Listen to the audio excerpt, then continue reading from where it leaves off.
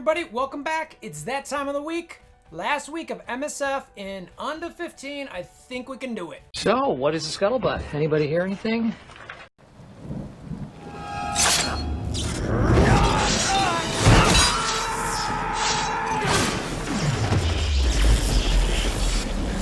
Bring me WolverThor! So, starting off on somewhat of a somber note, the Sinister Grind Fest, the Sinister 6 Grind Fest, that is, that event between PvP, Blitz, all that kind of thing. I'm sure you're feeling it. Did a video about the state of the game earlier this week. Touch on that concept in a little bit, on a potential reversal with some things that maybe might come in the game that might make us think differently. I don't know. But, yeah, how are you guys doing on that event, right? Let's see. I'll show you where I'm at real quick. Oh, okay. Well, that was actually unexpected. I did not realize I was done with this. I must have finished it PvPing or something today, or yeah, I don't even know. But yeah, I just finished. Yay! So that was from PvPing most days. It's now Friday, and we still got the whole weekend of Blitz. So, you know, it was again pretty doable, but it did feel burdensome a little bit. So anyway, that's over. So now let's to the next topic. Valley Flying did a great video earlier this week, bringing attention to those same sinister orbs. And if you're focused on primarily the shards or the frags or what else is in there, you might want to open blue and not orange and purple. If you're not trying to get orange and purple gear, that's because you'll get more, you know, elite fragments or more orb fragments, that type of thing. It's a really smart move if you're focused farming that. I still open my orange ones. I don't know, maybe it was stupid, I don't know, but I still need some of those orange gear pieces, so I kept going that route, but kudos to Valley for showing that to everybody. So next up, shout out to ReminX. He shot the first video that I saw out there for Doc Ock and the bug. Hopefully we get this stuff kind of fixed in the future where these new characters will come out. This is the one where you didn't get the offense down. Okay, so he didn't, so nobody's getting offense down. Notice it. Are you guys watching along with me? Shout out to ReminX. When the enemy gets a turn, they don't get offense down. The word resisted happens. Resisted. Shout out to ReminX for that. Thank you, sir. Doing the good work for the people. So I mentioned earlier about the kind of downer part. Well, we got lifted up briefly with some hope of some quality of life changes. Did a video the other day, as did many other people. You probably saw it everywhere. You probably experienced it yourself. Sims in the game for Blitz and Raid. We got excited for a second. Shortly after that, we got an announcement from Scopely that basically said, you know, yes, this is in the game. They're working on it, but it's probably not going to come till December, at least for Blitz. So, kind of a downer. We'd love to have that in. Don't know the complications to putting it in right now. Please, please, please, please, please. Then, something we'll elaborate here in a second. We got a tease this week about Scream being in a Facebook post. Probably the semi-worst kept secret in the world at the moment of Marvel Strike Force. So then we'll see in the blog in 2 seconds. So I'm not going to elaborate on this. We know she's here. Then, okay, so I don't talk offers much, but this one, come on. This yo-yo offer is just 15 shards, 15 bucks, and for that 5 premium orbs. With as much non-premium characters in there, come on, Scopely, you guys are way better than this. You've got to be, please. To stay on that topic, I will give them some kudos when deserved. Is this X-Men Red Star offer? That wasn't actually too bad. The $20 one where you have an equal chance of getting, you know, a 3 to 5 Red Star. I know for me, I ended up buying it. I saw a couple people talking about it, some results. I was like, I looked at my X-Men, I'm like, man, most of these guys are 3 or 4 stars. I could really use some 5 stars with these guys. You know, at least maybe a Cyclops or a Colossus, maybe? Or, you know, even Storm, I wouldn't mind. So anyway, I ended up pulling the trigger on it. Normally, I don't buy those type of offers, but I did. And I did. I got a Colossus. Well, I'll show it up here. You guys will see it, but I think it was a Colossus, Psylocke, and a Wolverine. So Wolverine, but, you know, Colossus I was at least excited about. So some of you guys might be a little sad about this. We've looking to get a new war or raid correspondent if our current one that we sent on probation doesn't pick up their game. So Stoner Gwen is on a break at the moment, but you know, you can see there's a lot of time left in the raid season. The last couple have been actually not all that exciting. You don't see the ups and downs that we were originally seeing. That was kind of exciting to track.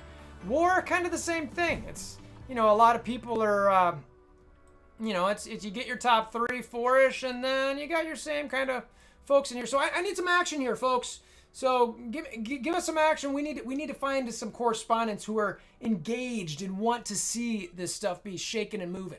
Suggestion of the week time: go to Reddit and to user MintyFresh33 with a reminder to Scopely to not forget about raising the gold orb minimums with the level cap increase. It goes on here to talk about how even Scopely acknowledged in February that the minimum gold in these payouts were too low, and you raise them by 30k. And with the level cap increase coming next week, don't forget to raise them again. So we'll see. A shout out to Minty Fresh here. We'll see what briefly, you know, I've probably got a lot of gold bottleneck is garbage. Gold rewards scales you level up. That's a great suggestion there by Sheriff Lobo 82. Long and short of it is, let's get some more gold in the game. Minty Fresh here is reminding Scopely, like, it was already kind of low, you raised it by 30k. I'm sure these next levels are going to be millions. So we don't expect everybody to be able to shoot up right away, but make it so that it's somewhat reasonable. It's time for the blog. Holy symbiotes. All right, so Scream.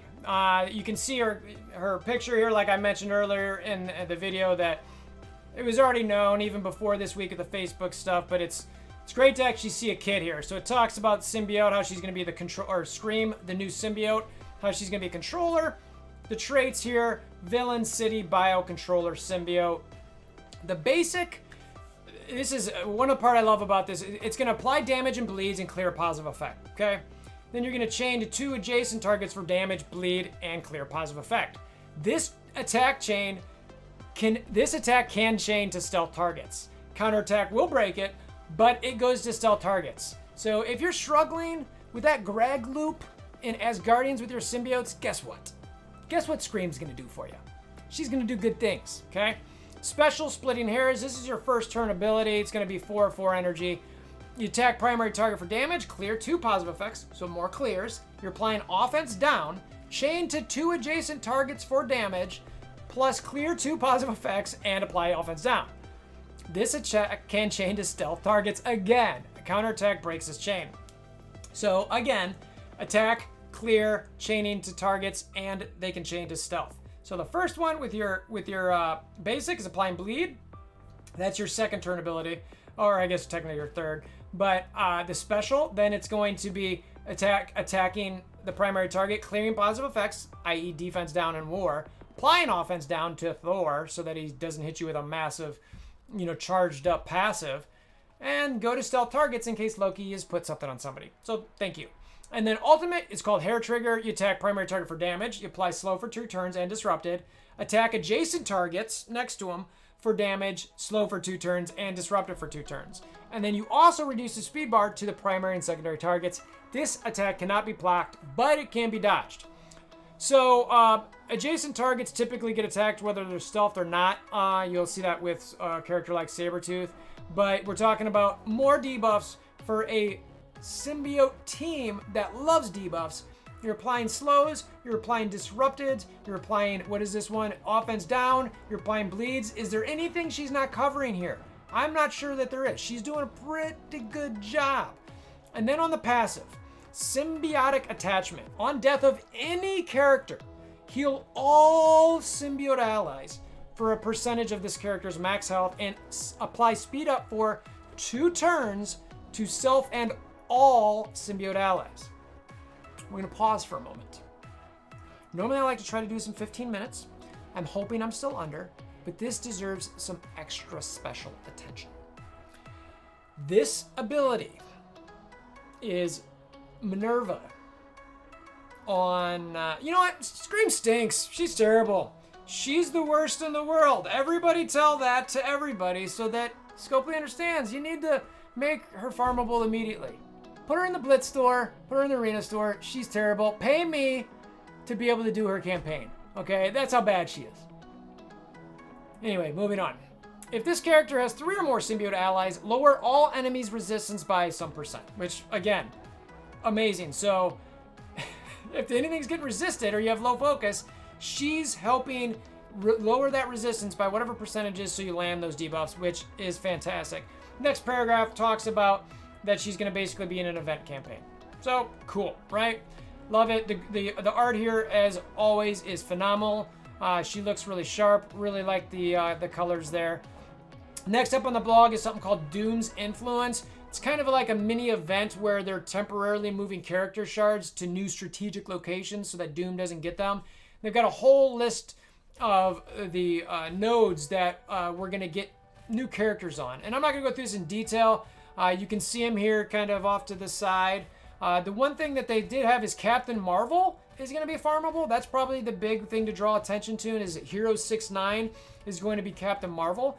So that's going to be interesting to see what happens to the Milestone Orb. We're still waiting to see if Symbiote Spider-Man's going to go there. I don't know. But anyway, it's great to see Captain Marvel go to that node, particularly if you're still trying to get her to 7 stars. They also lowered the unlocks for Mysterio and Hawkeye. That's great. Mysterio's now a 2-star unlock, Hawkeye 1. I think that makes sense. Long overdue, if you ask me. We've got Phoenix coming for a legendary event. So for anybody who does not have her unlocked or at a max star, you will have another chance. Then, of course, the upcoming Blitzes, which the Thing, if you don't have him max. After that, one that I could see people trying to get is Cyclops. That way, if you want to try to save some of those raid credits, that you could get some blitzing done. You will have the opportunity to do that for the Cyclops Blitz. Chaos Theory returns with Wakanda Nation, and that's pretty much it. So, yeah, that's what we got this week. The biggest news, in my opinion, is seeing the kit for Scream. She's terrible. She's the worst. I can't even believe they're introducing her in the game. What are you guys doing? Like I said, just give us the shards and let's move on to the next character, because no one's even going to play her. We don't care. So that's what I got. Thanks for stopping by. Hammer down that like button. Link to this Discord in the description below. Notification bell, subscriptions, all that kind of good stuff. Until next time, I hope you guys have a wonderful day. Symbiotes are terrible. Terrible. Terrible. Symbiotes, they're terrible.